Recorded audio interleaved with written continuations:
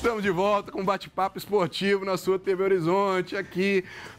Eu vou te falar, aqui esse tá intervalo aqui é precisa estar aqui, ó. Depois o pessoal vai dar uma conferida, mas esse intervalo tudo. é complicado. Esse intervalo é complicado, é uma cornetada danada aqui de todos os lados. Mas, pessoal, a Sociedade Recreativa Palmeiras é um clube de lazer voltado para a prática de diversas atividades esportivas e eventos sociais. Um clube localizado no coração de BH, no bairro Funcionários. E em 2017, o Palmeiras completa 60 anos de vida e sucesso. Venha fazer parte do clube que mais cresce na nossa cidade. Ligue no 3241-1543 e agende sua visita. Aproveitando então para deixar um abraço lá pro Bruno Prota, pro Hugo e Lucas Ziegler, lá o pessoal do Clube Palmeiras. Muito bacana, tem uma quadrinha de futevôlei lá de areia, que de vez em quando o Rui vai lá dar uma enganadinha e tal, mas ele tá sempre lá. Bom, agora nós vamos falar do Cruzeiro, né? Cruzeiro que tem aí uma missão complicada, que é pegar o Grêmio, que venceu ontem o Fluminense no Rio de Janeiro e está a 1 ponto do Corinthians. O jogo vai ser na segunda-feira, 8 horas da noite, no Mineirão. E aí, o que a gente pode esperar desse jogo aí, Rui? A gente pode esperar, eu acho que nesses jogos contra time grande, contra Corinthians, contra Grêmio, o Cruzeiro preocupa menos a gente, eu acho que mesma coisa o Atlético. O Cruzeiro, no primeiro tempo, de frente ao Corinthians, até os 43 minutos, eu não sei ao certinho, estava num jogo equilibrado, mas uma bola parada, uma falha de marcação de escanteio. O zagueiro do Corinthians, totalmente livre, conseguiu o 1-0, que foi até o final da partida. No segundo tempo, como a gente fala, o treinador funcionou, o Mano mexeu bem, o Rafael Sobis voltou de contusão e o Cruzeiro pressionou até o final do jogo. Mais uma vez, falha individual no ataque, Paulinho Ábila, o seu jogador, teve uma oportunidade clara de jogo, de ouro, ela aí, ó. Uma oportunidade clara para poder empatar e falhou. Não pode perder. Então eu acho que o Cruzeiro, de frente ao Grêmio, tem a oportunidade de chamar o torcedor de volta ao Mineirão. Que no jogo passado a gente viu o Mineirão vazio, então é a oportunidade do Cruzeiro fazer um grande jogo e poder subir mais na tabela, porque vai enfrentar um Grêmio embalado, um Grêmio bem montado pelo Renato Gaúcho. Então eu espero uma grande partida.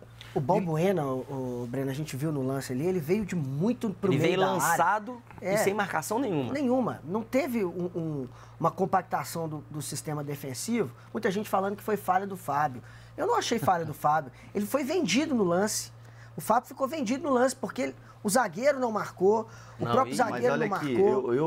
Eu assim, eu não tô culpando o Fábio, não, mas ele dava para ele chegar naquela bola. Ele até ameaçou sair, mas eu acho que, assim, a defesa foi falha, porque veio o jogador de trás, dois, sem marcação nenhuma.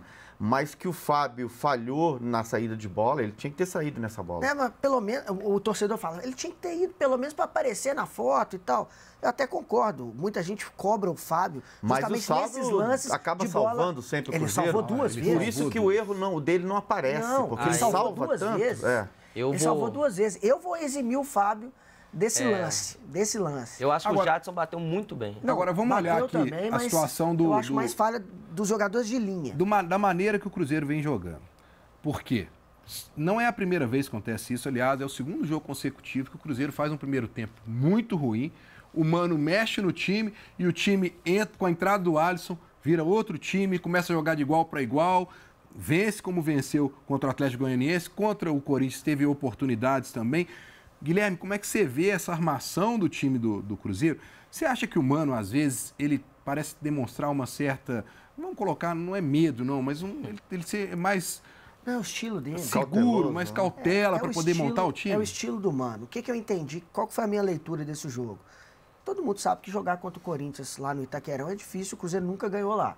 O Mano quis fazer uma compactação maior do sistema defensivo e deu certo até os 42 minutos, não fosse a falha individual, que a gente volta a falar aqui de falha individual, o Cruzeiro teria um segundo tempo mais tranquilo. Por que o Alisson entrou depois?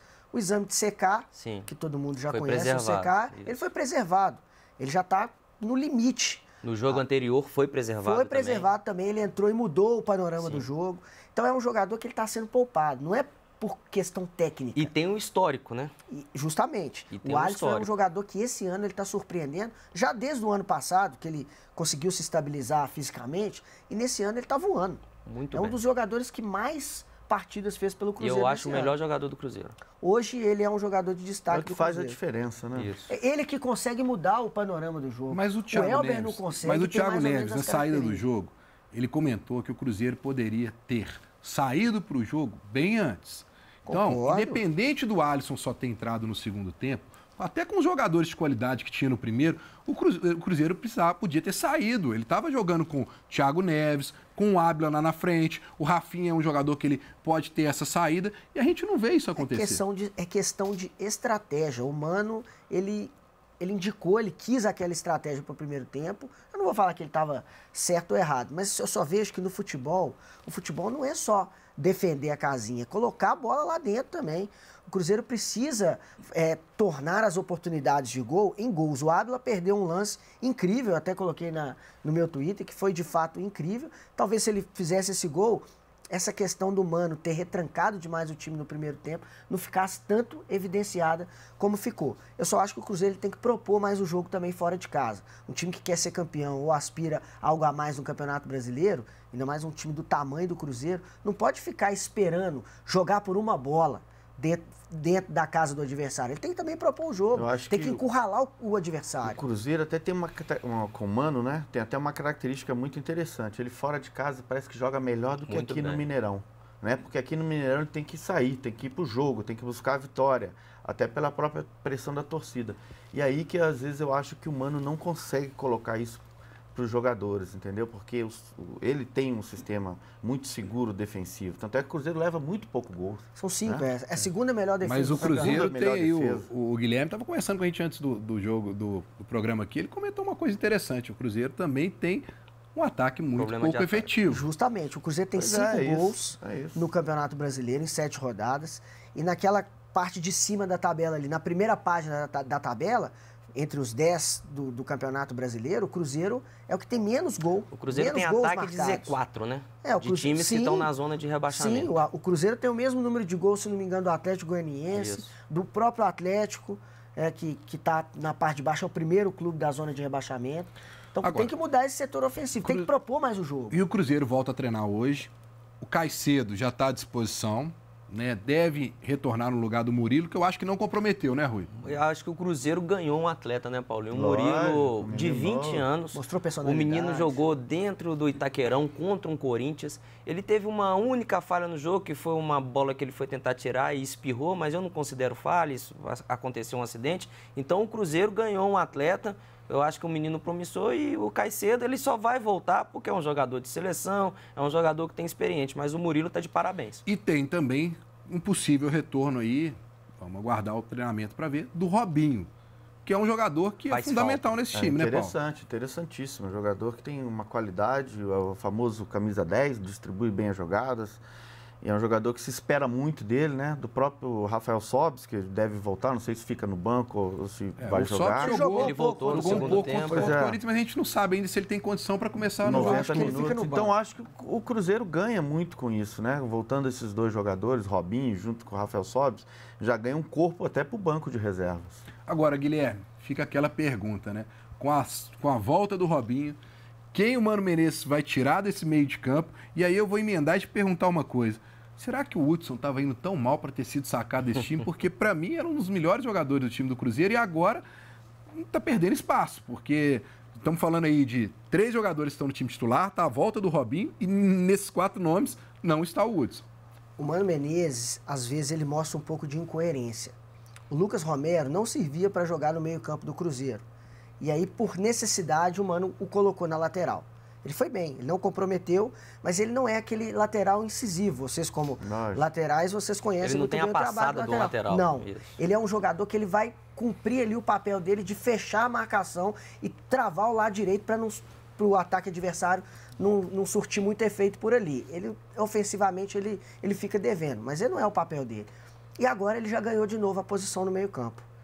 Com méritos, obviamente. Não estou tirando os méritos do Lucas Romero. Mas sobre o Hudson, eu acredito que dentro ali do elenco possa ter acontecido alguma coisa, uma conversa do treinador com o jogador, que o treinador não gostou de alguma coisa. Porque, de fato, é um mistério. Ele estava bem ali no O meio-campo. próprio Henrique não tem jogado O bem, Henrique, né? se fosse para tirar alguém, na minha opinião, seria o Henrique. Pois é. Que ele Ele conseguiu, ele foi expulso no jogo lá contra o Bahia. Não vou culpá-lo pela expulsão, até porque ele estava jogando numa que não era dele também. Colocaram o Henrique para jogar de lateral. De zagueiro. De zagueiro, né? De zagueiro. E aí não era dele, ele perdeu na passada para o atacante, foi expulso. Então o Henrique não está no bom momento. Eu acho que o Hudson poderia entrar e o Henrique sair. Mas aí é aquela questão de hierarquia. Como é que ele vai sacar o novo capitão do time? O Henrique é um homem de confiança. Isso. É do Mano. É uma liderança dentro do campo. E é um cara regular. É um jogador também que pode chegar e voltar super bem. Pode.